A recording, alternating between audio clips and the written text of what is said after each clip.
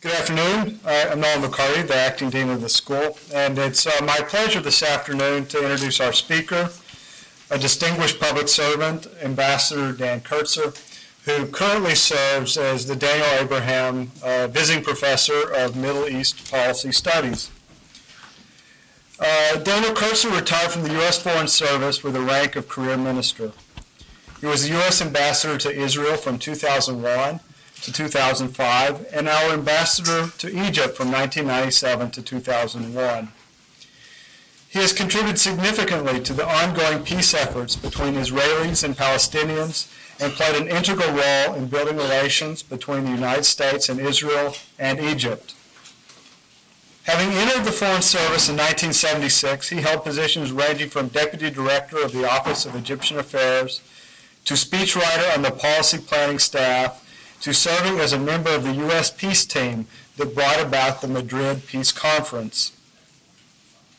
Ambassador Kurtzer served as the U.S. government's overall coordinator of the multilateral peace negotiations and as the United States representative in the Multilateral Refugee Working Group. He is the recipient of several awards, including the President's Distinguished Service Award and the Henrietta Zold Award by Hadassah, which was first awarded to Eleanor Roosevelt in 1949. He is the author, along with Scott Lazinski, of the recently published Negotiating Arab-Israeli Peace, American Leadership in the Middle East, a book which he will now share his thoughts with you. Ambassador Kurtzer.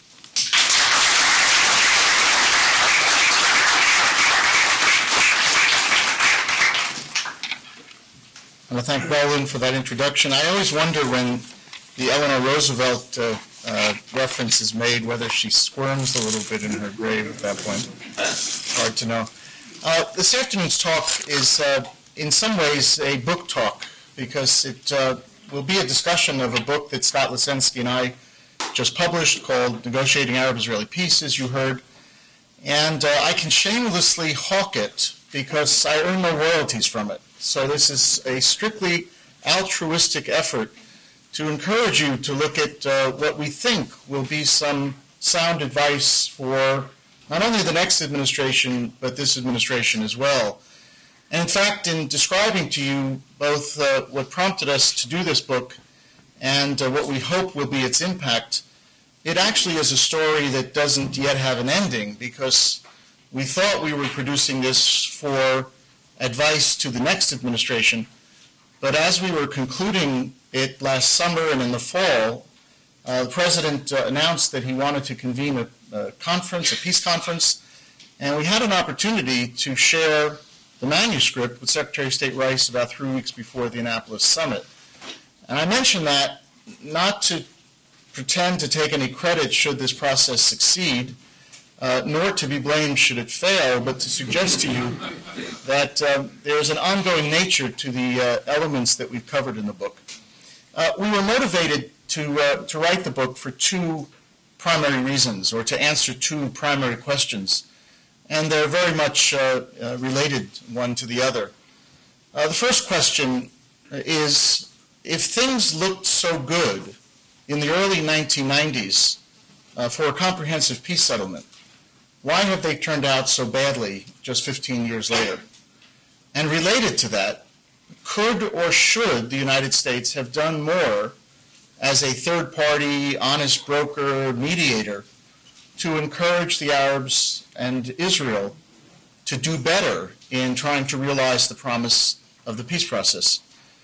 Now, why do we suggest that things looked as good as we do believe they looked in the early 1990s? And we have been looking, we haven't yet found, but we've been looking for a phrase that would represent the positive side of the perfect storm. Perfect storm, of course, is when a lot of bad things come together and they happen at the exact same time, and so the results are quite catastrophic. Well, you had in the early 1990s a number of things coming together, almost all of which were positive, and they should have had the opposite of a perfect storm's impact. What were those factors? There's at least 5 of them, and perhaps even 6. The first, of course, was that the Cold War ended. And that had a lot of implications for global politics, but particularly in an area like the Middle East or in other areas dominated by regional conflicts, you had immediately the end of Soviet-American conflict very often by proxy, and you had a possibility of Soviet-American or Russian-American cooperation. And in fact, as I'll mention in a few minutes, one of the earliest manifestations of this took place in 1991 when the United States invited Russia to join the United States as a co-sponsor of the Madrid peace process. So instead of having a conflict situation between the two superpowers, you had the possibility at the end of the Cold War of those two powers actually working together to resolve the Arab-Israeli dispute. Number two, a major change in the regional configuration of events. Not so much the Gulf War, which had its own impact, the first Gulf War, but the fact that the United States, in forming a coalition to reverse Iraq's aggression against Kuwait, managed to bring into that coalition a number of very central and important Arab states. And for the first time in history, in fact the only time in history, Arab states joined a Western coalition to fight against an Arab state that had aggressed against another Arab state. And not only was the fact of the Arab alliance with the West in this case of critical importance. Egypt sent 2 divisions to fight alongside of us. Syria sent a division to fight alongside of us. Saudi Arabia opened up its military bases for the deployment of U.S. and international coalition forces. Not only was that critical, but the very way in which we formed this coalition had a major impact on Arab decision-making, because until that time, the Arab League, the forum in which Arab states took decisions, would normally take decisions on the basis of what might be called the lowest common denominator approach. Whenever there was an inter-Arab issue within the Arab League, the Arab states would turn to the party which was either most affected by it or which had the most, perhaps, dramatic position, and Arab positions would coalesce around this least common denominator response to the problem. Well, in the case of the Gulf War response, the Arab League voted and split. And so you had the possibility after this of actually attracting Arab support for policy positions on the basis of Arab self-interest, not on the basis of consensus decision-making within this important Arab forum. It's number 2. Number 3, there was a positive impact from the Palestinian Intifada that broke out in December 1987. Now, I don't want to be quoted out of context in saying that good things emerged from an uprising that left a lot of people hurt and a lot of people killed. But the fact is that this uprising in December of '87 was initiated and proceeded by people from the occupied territories. It was not initiated by the PLO, and in fact the PLO tried to catch up with the Intifada and tried to grab a hold of it and direct it and never succeeded. And the importance, therefore, for the Intifada had a lot of various implications, but for our purposes, the importance was that there was now an empowered Palestinian group, leadership, young leadership, hardened in battle, with credentials gained in battle, with whom Israel and the rest of the world could talk with respect to peace. And you'll see in a moment how that translated into progress. That's the third factor. The fourth factor was the translation of many of these things into progress, and that was the Madrid Peace Conference in 1991. When we emerged from the Gulf War victorious, President Bush, as you recall, President Bush Sr., you recall, made an address to Congress in which he laid out his hope that we would be able to translate the political success, or the military success that we had achieved in Iraq into political success in advancing the prospects for Middle East peace. Secretary of State James Baker embarked on a series of shuttle missions to the Middle East, and after some very hard negotiations involving Israel and all of its neighbors, the Madrid Peace Conference took place at the end of October of 1991. And that conference, in addition to launching bilateral talks between Israel and each of its neighbors, also broke several very critical taboos in the Middle East peace process. First of all, as noted earlier, a Palestinian delegation appeared at that conference as part of a Jordanian-Palestinian joint delegation, but it was not composed of the PLO. Now, don't get me wrong. We and the Israelis knew at the time that it was going to be nearly impossible, in fact impossible, to start a peace process with the PLO. But we knew that over time the PLO would have to be brought into the peace process in order to make it advances and to consummate it. This will be a lesson that we'll come back to a little bit later in my remarks. But we could not have started that process with a PLO that was rejected by a part of the international community and, most importantly, by Israel. So taboo number one was that we in fact started a major event in the peace process without the PLO. But taboo number two is equally important. Up until this point, Arab states had said that they wanted to see the peace process succeed, but they would not join actively in that process until the confrontation states, the confrontation parties, in other words, those parties bordering Israel and the Palestinians, had made peace. The Arabs did not want to talk to the Israelis until those elements within the Arab world who had the most at stake had concluded their own peace agreements with Israel. Well, in 1991, the Arab states showed up at Madrid. And not only did they show up at Madrid, but in addition to those bilateral talks that were launched at Madrid, we also launched multilateral negotiations on a number of issues which were pressing in terms of their importance in the Middle East, but which had not been discussed because of the Arab-Israeli conflict. Issues related to economic development, environment, water, refugees, and arms control and regional security. And the Arab states showed up to those multilateral negotiations. Fourth critical element. And there was a fifth element related to Israeli politics. Prime Minister Yitzhak Shamir was the Prime Minister of Israel when Secretary of State Baker was negotiating to arrange the Madrid Peace Conference. In June of 1992, there was an election in Israel. And out of that election emerged Yitzhak Rabin as the Prime Minister of Israel. And the first thing he did was to come to Kennebunkport to meet with President Bush and to say that not only did he want to make progress on the Arab-Israeli conflict, he wanted to resolve the Arab-Israeli conflict. Now, for those of you who know anything about Yitzhak Rabin, you know that he was not a member of Peace Now. He was certainly a man who wanted peace for Israel, but he had spent his entire career in the crucible of Israeli military and security affairs, at the helm of Israeli politics, and he was very hard-headed and very tough in his thinking about the prospects for peace. But what Rabin saw in the early 1990s was a necessity for strategic reasons of Israel's reaching peace with its neighbors because of the looming challenge to Israeli security of Iran.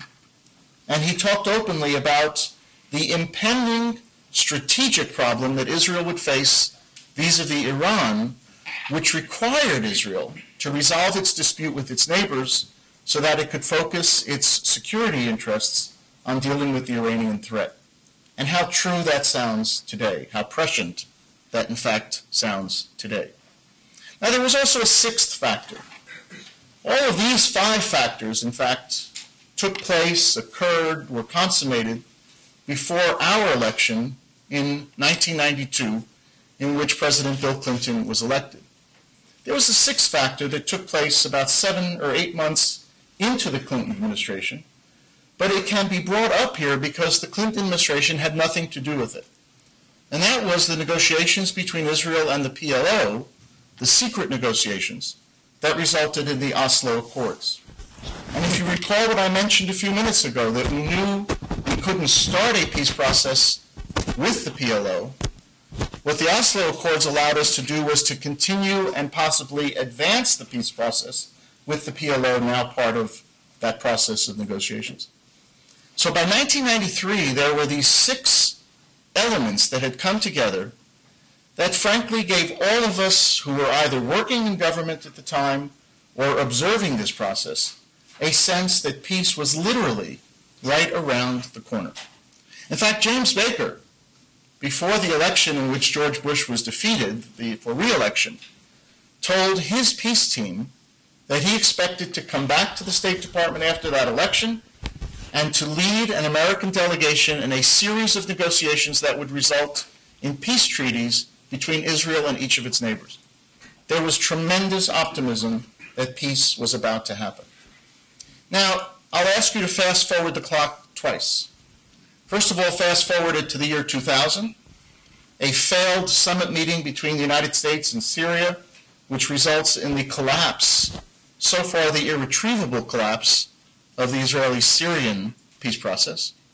A failed summit meeting involving the United States, Israel, and the Palestinians at Camp David, which not only resulted in the collapse of the peace process, but was a contributing, perhaps major contributing factor in the eruption of the Palestinian Intifada, the second Intifada, at the end of September 2000.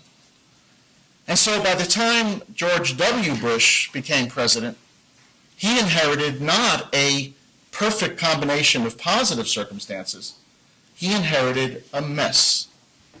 The peace process was in shambles, and in addition to that, President Bush argued that President Clinton's policies had in fact weakened the office of the presidency. Because President Bush said, part of the power of the presidency is not the exercise of U.S. diplomacy or military force. A lot of that power is latent, and it involves the ability of a president to speak and to urge and to cajole our partners around the world without actually having to do anything, without having to send our troops or to mobilize a major diplomatic mission.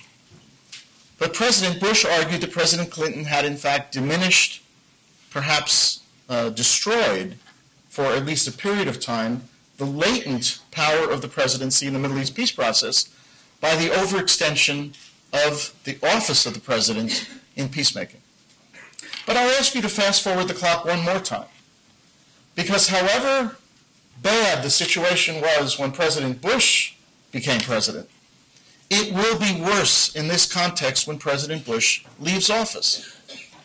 And so you have a 15 or 16-year period which has resulted not in the culmination of a peace process successfully with peace treaties, but in a peace process which stands at the brink now of some fundamental choices that need to be made, which I will address at the end of my remarks. So the first question that we needed to answer was, why did this happen? What happened in 15 years to turn this great promise into this really bad reality? And that, of course, was tied in with the second question of the U.S. had a major role to play, and we exercised that role at a variety of times and a variety of ways during this period. Could we and should we have done better? We certainly could have done things differently, but could we have done them better? So the United States Institute of Peace, which, as you know, is a nonpartisan, government-funded but independent think tank in Washington, asked me to direct a study to answer these two questions. Scott Lesensky, a member of the Institute staff, came on as my co-author, and we gathered what many of you know. I'm a baseball fan, but I'll draw a description from basketball. We gathered around us a dream team of academic practitioners who actually knew something about the peace process. William Quandt from the University of Virginia, Shibli Telhami from the University of Maryland, and Stephen Spiegel from UCLA. And for about a year and a half, we interviewed 100 current and former U.S. and Middle East policymakers to get their perspectives on the questions that I've just covered in these introductory remarks. So the book that we produced is certainly ours, but it reflects very directly what we heard from people who were actually engaged in negotiations during this period. And interestingly, we heard things from people who have already written their memoirs or who have written articles about this period that they didn't include in their memoirs. And so we were privy to some views and perspectives that went beyond the memoirs that people have written, in some cases, in a self-serving manner. Now, the results of the study are essentially threefold. Number one, we offer, and if I were doing a PowerPoint, behind me now would be the late Charlton Heston handing down the 10 Commandments, because we, in fact, have 10 recommendations for how the United States should make peace. And I do have a slide that shows that, in fact. I'll bring that one day. So we do have 10 recommendations on what an administration can and should do to advance the peace process. Most of those recommendations relate to process. They relate to how high a priority a president should assign to the Middle East peace process. The argument we make is that we do no favors for Arabs and Israelis by working on the peace process.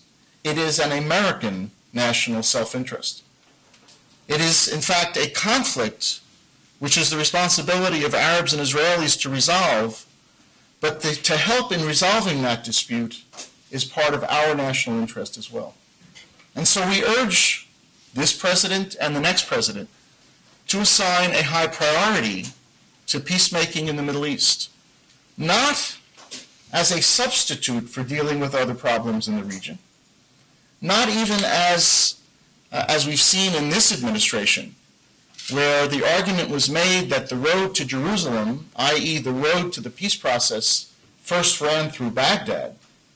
The administration arguing that if we fixed the Arab world, the peace process would naturally be fixed in its wake. We argue no, that an administration of the United States can walk and chew gum. And we have several vital interests in the Middle East alone which require very serious attention by the White House as well as by the administration. Certainly the next administration will be focused on Iraq, it will be focused on Iran, and we argue it should be focused on the Arab-Israeli conflict. We also urge that the United States perform what we call use what we call the tools of the diplomatic toolbox in a much more effective manner. Decisions to call summits should be considered very carefully, and those summits, if called, should be prepared far more carefully than they were in the past. And we cite some examples in the book of summits that were so poorly prepared that in one case, in Geneva, in the year 2000, the summit meeting between President Clinton and the late President Assad of Syria effectively collapsed after 7 minutes of discussion. I was watching again today a PBS special on this issue, and the Syrian interpreter at that time, who is now a minister in the Syrian government, provides a great amount of vivid detail of what happened. The president went into that summit meeting carrying Israeli talking points. He was not carrying even American talking points. And the first talking point that the president used was, we believe that a solution to the border between Israel and Syria can be arrived at on the basis of a common agreement on where the June 4, 1967 line stood. When President Assad heard the word common agreement, the summit meeting ended. Because Assad thought that as far back as 1993, Prime Minister Yitzhak Rabin had already committed to the June 4, 1967 line. And so Assad heard words that for him were a major retreat from what he thought he was going to get in the summit meeting. So summit meetings are not simply occasions for goodwill exchanges between heads of state. They've got to be prepared. The Camp David summit was also ill-prepared. The United States prepared a draft agreement, shared it with the two sides. Neither of them liked it. We pulled it off the table, and we had no draft to work with for the next 2 weeks. When the issue of Jerusalem came up at Camp David in 2000, the United States delegation looked around, realized that nobody quite knew much about Jerusalem, and they had to call for help, and folks had to travel from Washington with very little preparation for helping the president deal with these issues at a summit. So one of the things we say in this book, common sense, but critical, in terms of our diplomacy is that summit meetings are important parts of our diplomatic toolbox, but decide when to call them, and when you do decide to call them, prepare them properly. A third issue that we talk about and we shared with Secretary of State Rice in our meeting 3 weeks before Annapolis was the idea of monitoring and accountability. Now, many of you in this room are in the business community or in other areas where you have, over the course of your professional careers, negotiated agreements with other folks. And there are two elements that are critical in any agreement, whether it's a government agreement or a business agreement or whatever. One of them is that you have to know how it is that you will know that the other side is carrying out its responsibilities. Very often you can see that yourself, but sometimes agreements are complicated enough that you will write into an agreement some third-party monitoring mechanism. You certainly have in a domestic legal system the ability to resort to our courts in order to deal with a kind of monitoring and accountability function. A second element in an agreement is dispute resolution mechanisms. You need to agree in advance how you're going to resolve disputes that flow from the failure of one or both parties to carry out their obligations. And if you want an example of how this has successfully been inserted into Arab-Israeli agreements, you need look no further than the Egyptian-Israeli Peace Treaty, which has a very intrusive monitoring system built into it. Since 1982, the United States and 14, 15 other countries have participated in a multinational force of observers that has watched over compliance of Israel and Egypt of this treaty. The United States unilaterally has provided very sensitive intelligence on a regular basis to both Israel and Egypt to achieve a kind of transparency that allows them to know what the other side's doing. So you have a very intrusive monitoring system, and you also have a dispute resolution mechanism built into the treaty. And if you want to know if it ever worked, I worked for almost 7 years of my career, not full-time, on an issue called the Taba dispute. When Israel withdrew from the Sinai Desert in 1982, there was 1 square kilometer, literally 1 square kilometer of the desert that Israel and Egypt held in dispute. The reason it was important is that during its occupation of Sinai, Israel had built a luxury hotel on that 1 square kilometer, and therefore sought to prove that its claim to Taba was justified. Well, you can look at a lot of disputes around the world, territorial disputes, especially those between parties that have fought a number of wars in the previous 30 years. And most of the time, territorial disputes lead to the resumption of hostilities. Not in the case of Taba. It took 7 years. The two sides agreed on an international arbitration tribunal, and in 1986, that tribunal awarded that 1 square kilometer of territory to Egypt, and that consummated not only the peace treaty, but proved the point that you need a dispute resolution mechanism built into agreements.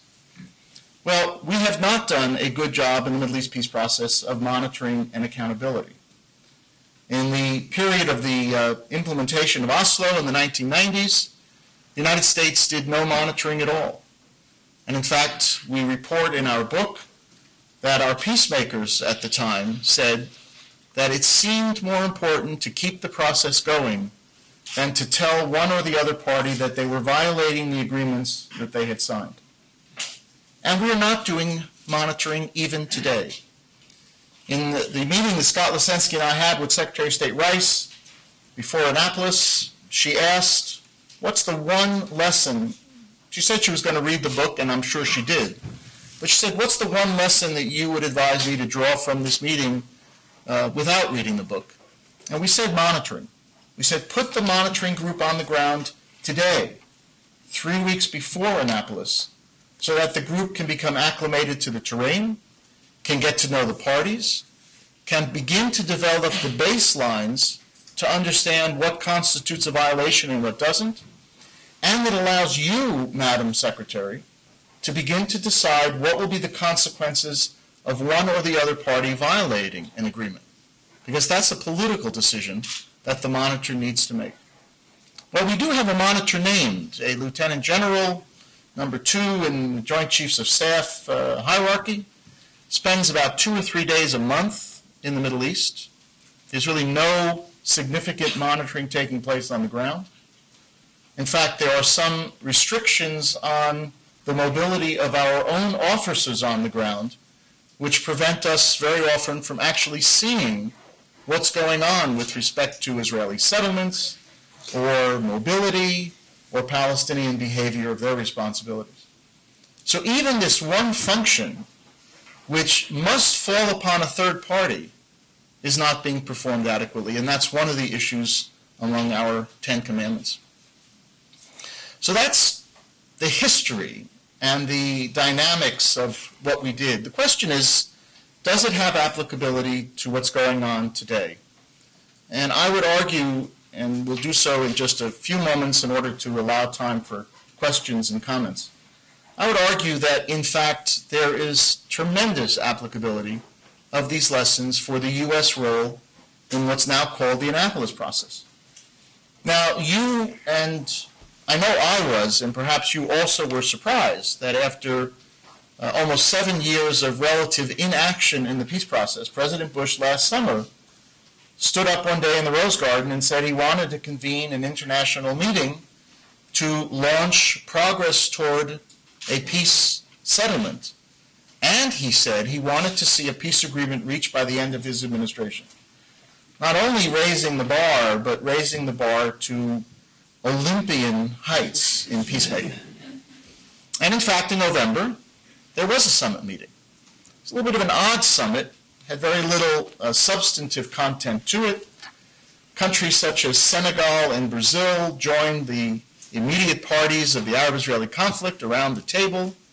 Not quite sure why Senegal and Brazil were at the meeting, but there was an international summit meeting.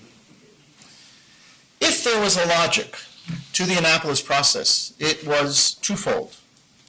Number one, that the president could have believed that, in fact, the contours of an Arab-Israeli settlement are known to the parties, and what was left, therefore, was not to develop a concept of peacemaking or a concept of how this conflict would end, but rather to start elaborating the details of what peace would actually look like. Now, if you challenge the idea that the contours of a settlement are known, then we have something to talk about. Because even President Clinton, in the waning days of his administration, put out something called the Clinton Parameters, which began to address the substantive issues that the parties needed to address. And while the parties at that time, this was December of 2000, January 2001, while the parties at that time didn't quite accept those parameters, as soon as the president left office, Israel and the Palestinians went off to Taba, same hotel, and started negotiating on the basis of the Clinton parameters, and actually made some progress until there was an election in Israel that produced a change in government. A couple of years later, a group of individuals from Palestinians and Israelis took those parameters and actually elaborated them into a kind of citizen peace treaty. It was called the Geneva Initiative. Now, no one expects that a government is going to accept what private individuals do, but what the Geneva Initiative allowed us to think is that a group of smart Israelis and smart Palestinians actually could figure out how to make the essential trade-offs on very, very challenging and emotional issues. At about the same time, two very prominent Israelis and Palestinians, Ami Ayalon, a former director of the Shin Bet Internal Security Service in Israel, a former head of the Israeli Navy, now a cabinet minister in the Israeli government, Sari Nusseibeh, president of Al-Quds University, a former minister of Jerusalem Affairs in the Palestinian Authority, a well-known academic. The two of them conceptualized principles, the contours of a settlement. And instead of taking that and trying to inject that into government policy, they went out and got people to actually sign up. And several 100,000 Israelis and Palestinians actually signed up in a kind of populist foreign policy appeal.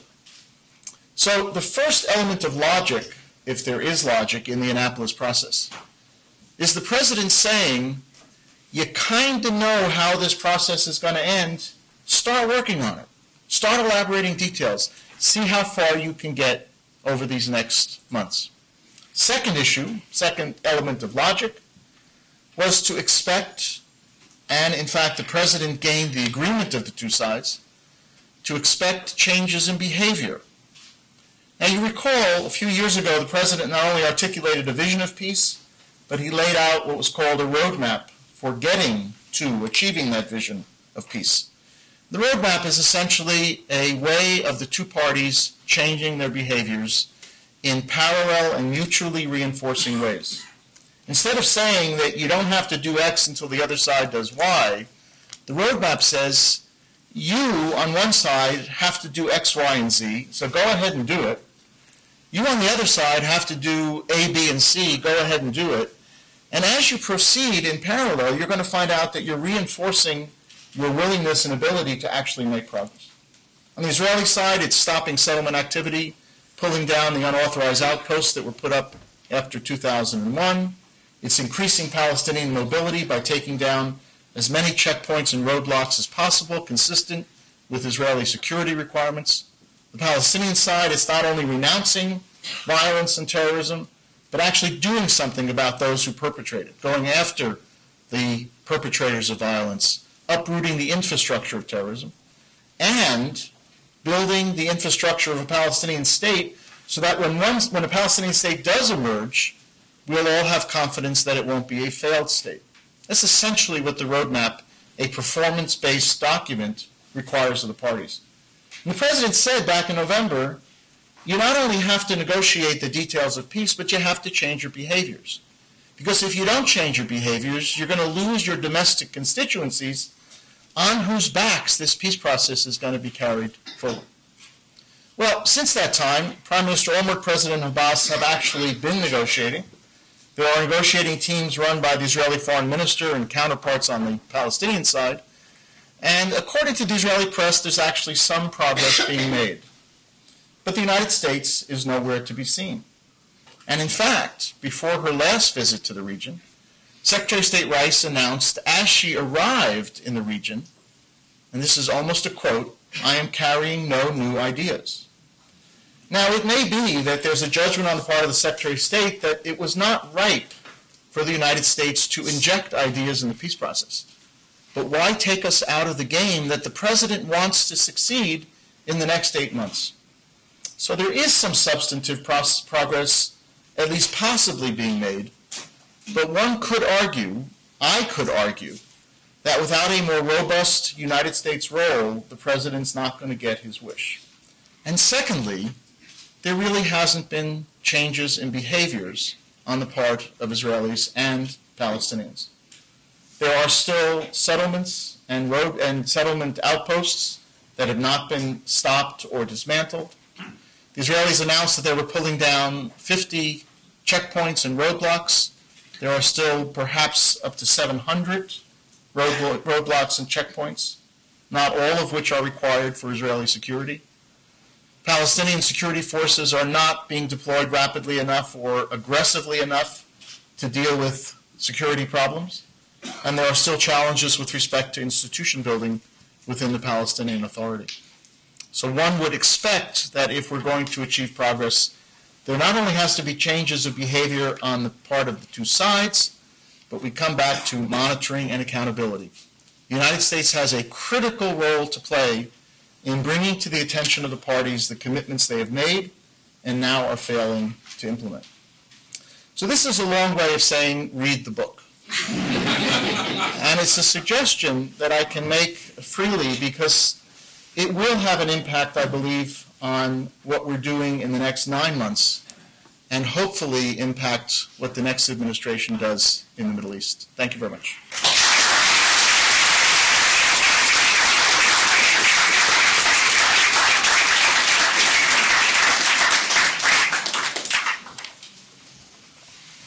Okay, questions? Okay. Your first, second. Yep. Well, can you guess whether there's going to be a peace in the next 8 months?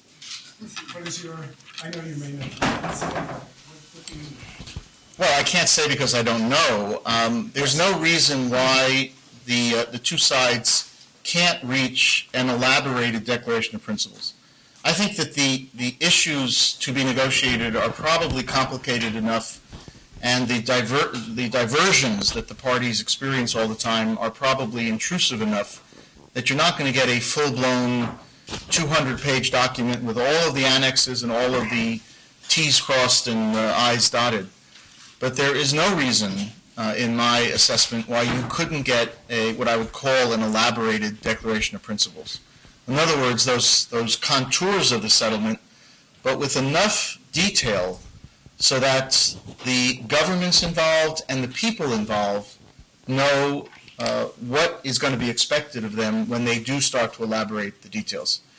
Now, why is this critical? Why is the element of elaborating some details critical? There's a third element, actually, of the Annapolis logic that I didn't mention, that it's more of a political element. Because a question can be raised here, and maybe I'm anticipating one of the questions. Does it make any sense for the Prime Minister of Israel to be negotiating with the president of a Palestinian Authority that doesn't even control all of the Palestinian territory under its nominal authority? In other words, Hamas controls Gaza. What can Mahmoud Abbas do even if he reaches an agreement?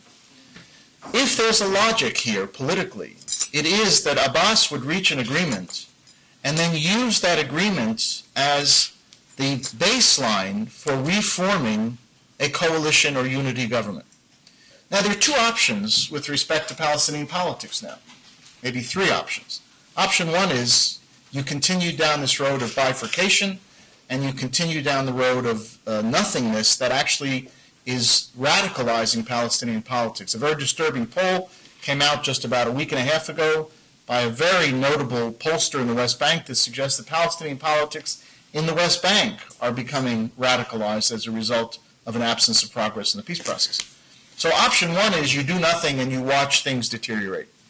Option two, which the New York Times and others have suggested, is that you encourage Israel and Hamas to negotiate a ceasefire, you encourage a process of bringing Hamas back into the Palestinian Authority, and then you negotiate peace.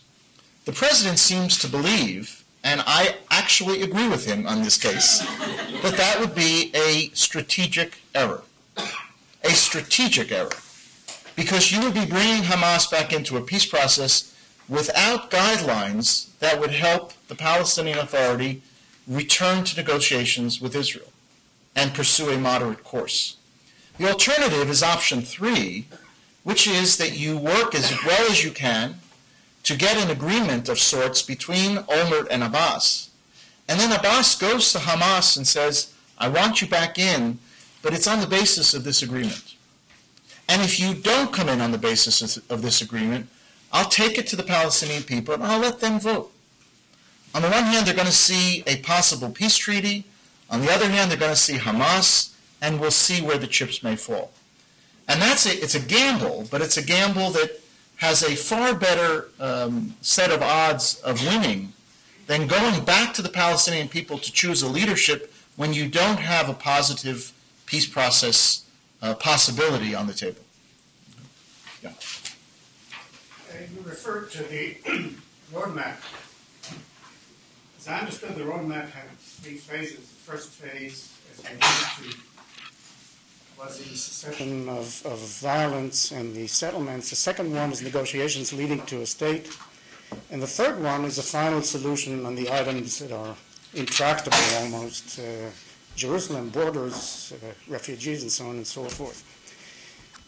It seems as if Annapolis has skipped to the third one where they're starting to negotiate the final solution without having, not only that, but Bush said that he will not recognize or recommend a Palestinian state until the violence has ceased. Is that a change of American policy? The answer is yes, and I'll explain why, but let me just correct one slightly incorrect part of the question.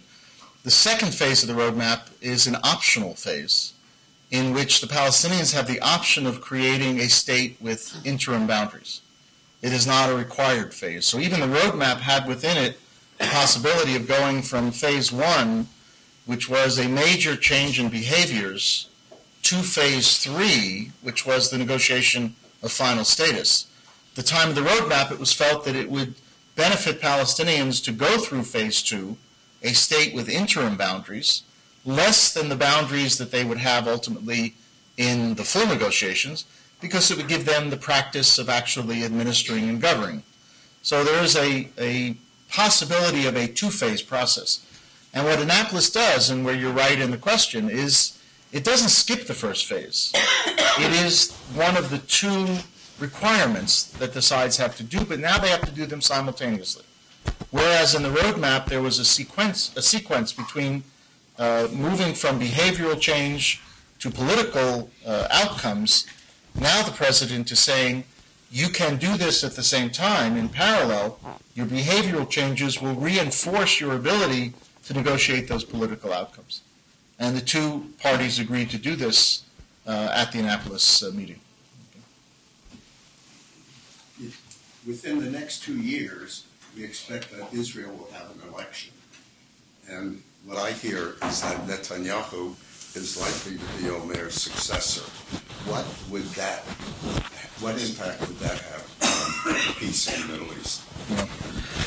I would only say, Harold, that we don't know who would be Olmert's successor. Olmert believes that he will be his successor. His chances right now look pretty dismal. But Israeli politics being what they are, it's a little too soon to call the results of that election. The impact, though, of such a change would be fairly dramatic. We saw in the mid-1990s that when Benjamin Netanyahu became prime minister, there was a very significant hardening of positions on both sides. There was anticipatory hardening of position on the Palestinian side. That anticipation was in fact met by the reality of a hardening of positions on the Israeli side, and there were some very serious consequences as a result of it. Flare-ups over Netanyahu's decision, you recall, to open the tunnel that runs along the Western Wall, Netanyahu's failure to implement both the Hebron Agreement in its entirety and then the Y Agreement, Palestinian failure to implement the Y Agreement on their side and the resort to terrorism, suicide bombing that was quite dramatic during that period. So it's one can't forecast that you'd find that a return to Netanyahu would necessarily bring that, but if history is any guide at all, it is not going to make the job of peacemaking any easier.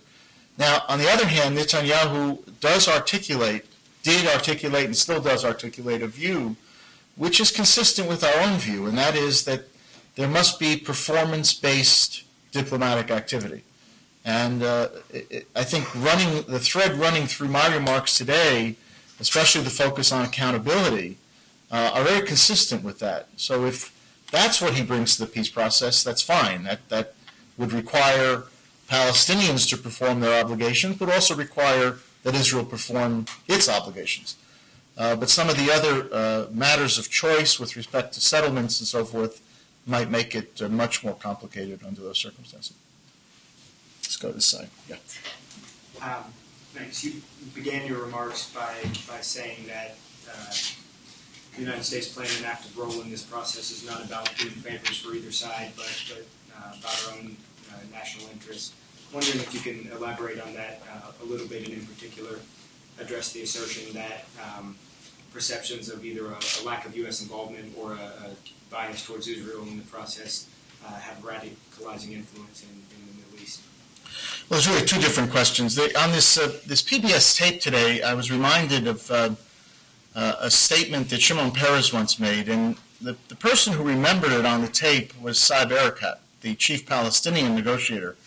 And he told the interviewer that when he expressed some pessimism at one point to Peres over the slow pace of negotiations, Peres said that the damage of 5 minutes of war are never worth the pain of 5 years of negotiations. And I think for the United States, one could find a quip of similar intent. We spend a lot of our resources, both financial and political resources, in the Arab-Israeli arena. And we do that whether there's peace or war. In fact, peace has very often led to an increase in U.S. expenditures rather than a decrease. But you find over the long term that there's a much wiser use of that increase because it's going towards peacemaking or peacekeeping rather than being expended in the battlefield or on the battlefield. So in very concrete and hard-headed ways, what we can do to help foster peace in the Middle East saves us money, saves us political anxiety, helps our diplomatic efforts elsewhere in the world. We have a quote, we don't attribute any of our quotes to anyone, but this is a quote that is from an Arab interlocutor who reminded us that when we are working actively on the peace process, even when we're not succeeding, the Arab world is prepared to step up and do a lot of the other things that we would like them to do because they see a kind of consistency and constancy in our policy. When we're not working on the peace process, the Arab world sees a double standard in our policy and is less amenable to doing the kinds of things that we'd like them to do, whether it's on Iraq or Iran or other kinds of issues. So on this issue of why it's in our interest, it's very hard-headed. It's not necessarily dollar terms because, as I said, sometimes we are spending more money in the peace side of the ledger. But over the long term, it is a great savings for us, and we use that savings in terms of the diplomatic oomph that we get as a result of our activity in the peace process. Yeah. Assuming the accuracy of the article in the New York Times this morning saying that Hamas has smuggled in 80 tons of explosive into Gaza and is building missile capability to lure Israel into conflict, doesn't that make, Mr. Ambassador, almost any agreement the approximate equivalent of Chamberlain's agreement with Hitler in Munich in 1938? No, I don't see the parallel. What it does mean is that there's a very strong likelihood that another confrontation between Israel and Hamas in Gaza is going to take place before things begin to calm down. You've got a complex of circumstances here which are not working favorably. The Egyptians really did not step up to the plate in 2005 to exercise their security responsibilities on their side of the Gaza border. They basically argued that if Israel couldn't secure that border during 30 years of occupation before that, why expect them to do so? But we have seen that Israel did at least a better job of securing the border than the Egyptians have done. And again, I don't know whether the numbers are right, but even if you have those numbers, it's a very serious indictment of Egyptian security performance along that border. Secondly, even if, and I go back to this question of the so-called logic of Annapolis, even if that logic is what lies behind this process, an Israeli leader would be foolhardy not to take seriously the threat to Israeli security posed by that kind of armament in Gaza. Now, Israeli newspapers every day are reporting that there is no answer at the moment to the threat. Israel has tried a variety of means, including a kind of constant surveillance by UAVs, preemptive activities, targeted killings of leaders, no zones of where they will kill anyone who's in those zones because those are launch zones, and so far nothing's working. There's an idea that's out on the table just in the last 2 days of Israel's perhaps resuming its security responsibilities along the so-called Philadelphia corridor between Gaza and Egypt. It would be a very stark decision to do that, to reverse the withdrawal from Gaza in that manner. But it does tell you that Israel doesn't have a security response right now, and it's therefore hard to contemplate going through this process of peacemaking with Abbas, relying upon Abbas to bring Hamas in, if Hamas at the same time is trying its damnedest to undermine the agreement by continuing to fight against Israel. So it's not as simple as perhaps the three-sided logic that I was arguing, but we don't have an answer for it now. I should say no one has an answer for this right now. There was an op-ed in the piece by Woodrow, who's in the audience earlier today, saying that a Obama administration would bring, at the very least, a shift in tone that would be appreciated from the Palestinian point of view.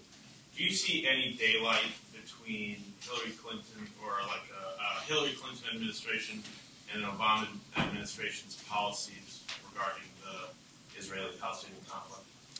Specifically on the Israeli-Palestinian dimension, the candidates haven't talked very much about it. Obama, in fact, has addressed some specific issues a little bit more than the others. He told an audience in Iowa that he would argue that the Palestinian right of return should be exercised in the state of Palestine, not in the state of Israel, so that Israel's Jewish character doesn't get undermined. To my knowledge, the candidates, though, have talked very little about the substance of the conflict. Where there is a major difference among the three is on the question of the use of diplomacy in carrying out our national purpose. And Obama has been very categoric that he sees diplomacy as a major asset to be used. Mr. McCain, Senator McCain, and to some lesser extent Senator Clinton have given us lists of countries with which they won't talk, but therefore have seemed to be indicating somewhat less of a penchant to use diplomacy. But on this particular issue, there hasn't been, I think, that much of a difference so far. Okay. Yeah. What is your view on the claim that in the 2000 Camp David peace talks, the Israeli side actually offered a large portion of the Palestinians' demands, and the Palestinians chose the option of terrorism in response? Well, you're going to have to read volume 2, because we actually have so much material on this question that we are tentatively thinking about a volume 2 that's entitled The Rashomon Version of the Middle East Peace Process. Rashomon is the Japanese film of 4 people watching a murder and giving you entirely different views, because what we heard in the course of our interviews were such different perspectives on what actually happened in these events. Camp David or Geneva or Shepherdstown, in conversations that you almost thought you were talking about entirely different conflicts. You know, it's one's on the moon and one's on Saturn.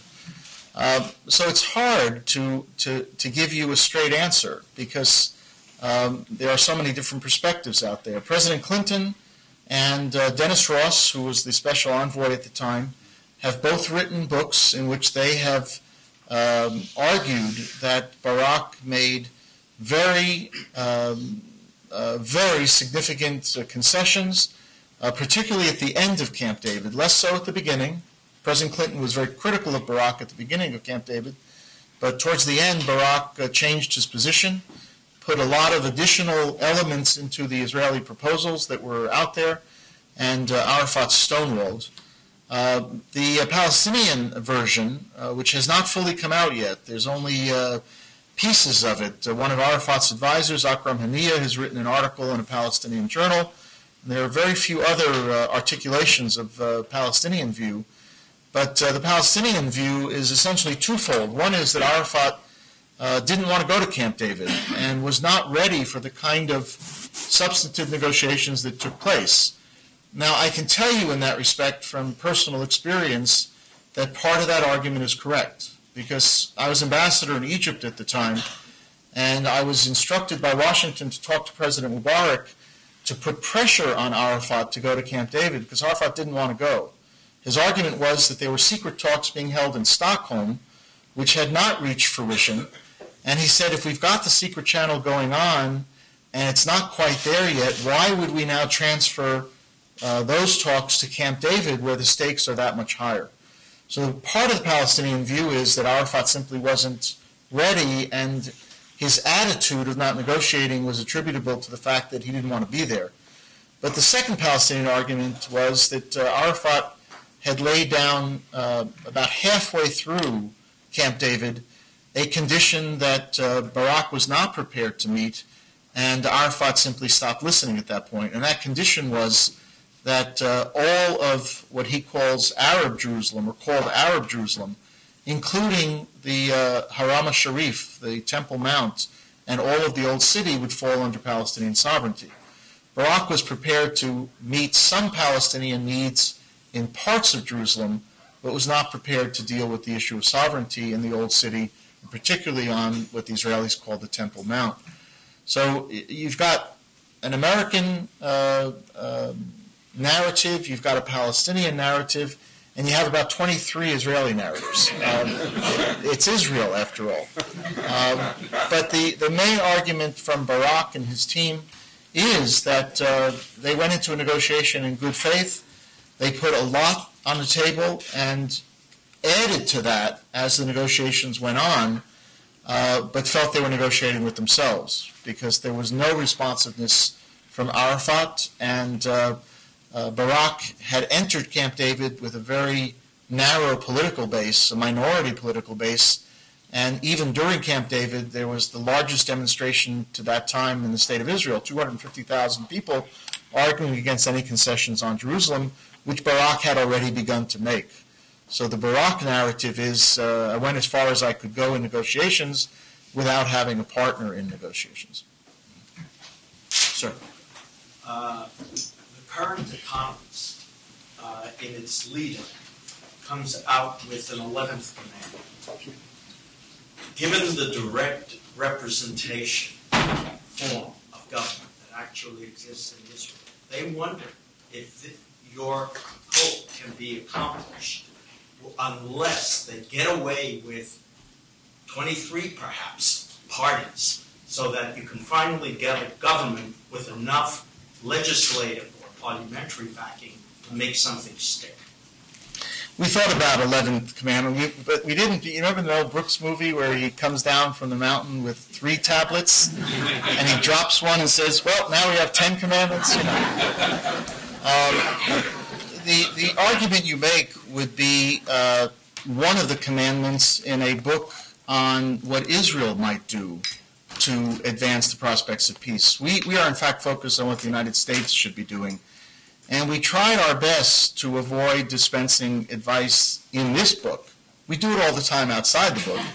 But in this book, we really tried to avoid suggesting what the two parties had to do themselves. We have, in fact, suggested to our counterparts in Ramallah and Jerusalem that they undertake the same kind of study, do a self-analysis of what it would take for Israel and the Palestinian Authority to do a better job negotiating.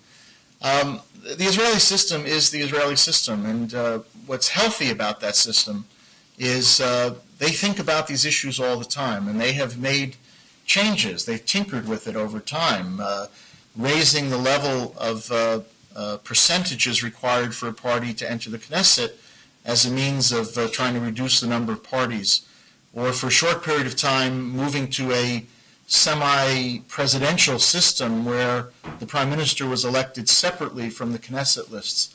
So they're very much open to the ideas of change. One of my seniors this year wrote a very good thesis on the constitutional issue in Israel. Israel does not have a written constitution, but it's a very active debate within that society now for 60 years that deals with some of the issues that cut to the core of what Israel is, a Jewish state or a state of all its citizens, a democratic state, how do you deal with the question of Jewish identity and so forth. So it would not be polite, I think, to argue from here what the Israelis should do, but I find comfort in the fact that they're thinking about it. In the meantime, whenever a prime minister has brought home a peace achievement, the Israeli system, in its wisdom, has supported the prime minister.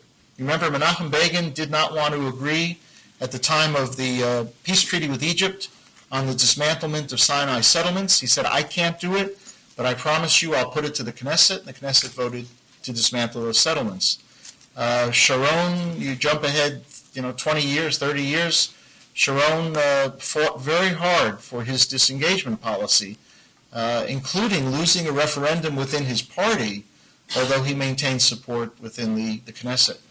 So despite the particular challenges of the Israeli political system, if a prime minister brings home a peace treaty, I would suggest that it's going to get approved.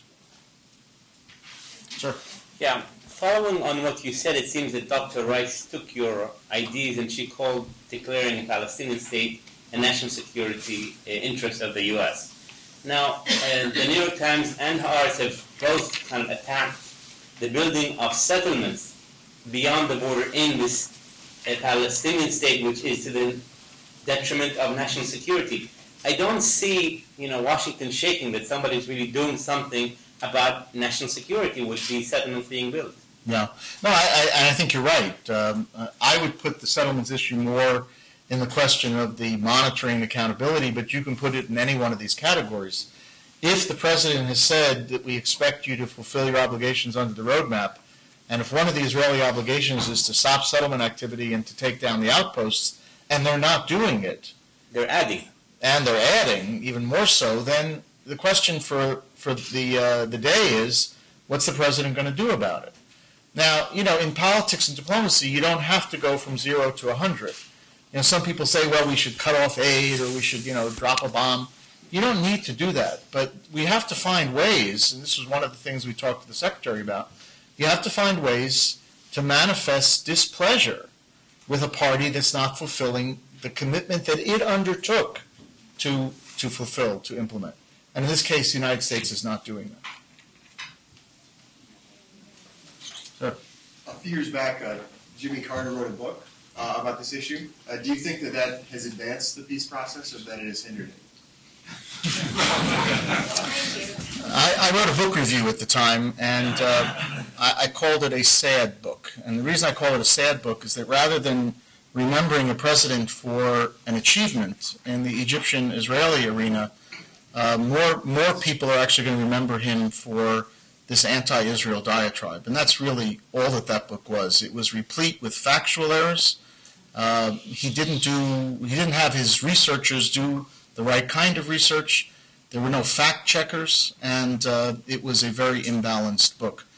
Does it help? Probably not. I know that the newspaper's reporting that former President Carter is now traveling. He's intending to meet with one of the heads of Hamas in Damascus, Khalid Mashal. That will not endear him to the current Israeli government, if I can put it mildly. So it probably, in some respects, doesn't help matters. Okay, thank you very much.